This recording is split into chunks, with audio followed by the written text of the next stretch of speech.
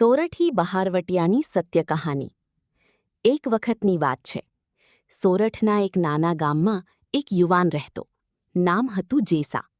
તે ખૂબ જ બહાદુર, ન્યાયપ્રેમી અને સ્વાભિમાની હતો।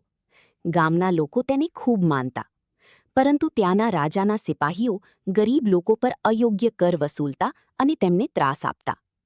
એક દિવસ જ્યારે સિપાહીઓએ એક ગરીબ ખેડૂતનું ઘર લૂંટી લીધું, ત્યારે જેસા સહન કરી શક્યો નહીં। તેણે સિપાહીઓનો વિરોધ કર્યો। આ વાત રાજા સુધી પહોંચી અને જેસાને પકડવાનો હુકમ થયો। જેસા જંગલમાં ભાગી ગયો અને ત્યાંથી તેણે અન્યાય સામે લડવાનું શરૂ કર્યું। ધીમે ધીમે ઘણા યુવાનો તેની સાથે જોડાયા। તેઓ બન્યા સોરઠિયા બહારવટિયા। બહારવટિયાનો નિયમ હતો, ગરીબોને ક્યારેય નુકસાન ન કરવું, માત્ર અન્યાય કરનારાઓ સામે જ લડવું, જે મળ્યું તે ગરીબોમાં વહેંચવું। જેસા અને તેની ટોળકી રાતે સિપાહીઓના ખજાના લૂંટી લેતા અને ગરીબોની મદદ કરતા। લોકો તેમની ચોર નહીં, પરંતુ રોબિનહૂડ જેવી હીરો માનતા।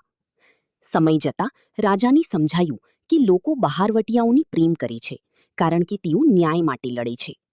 અંતે રાજાએ પોતાની ભૂલો સ્વીકારી અને ગરીબો પરનો ત્રાસ બંધ કર્યો। જેસા અને તેના સાથીઓ પછી શાંતિથી જીવવા લાગ્યા, પરંતુ તેમની બહાદુરીની કહાની આજે પણ સોરઠમાં ગવાય છે।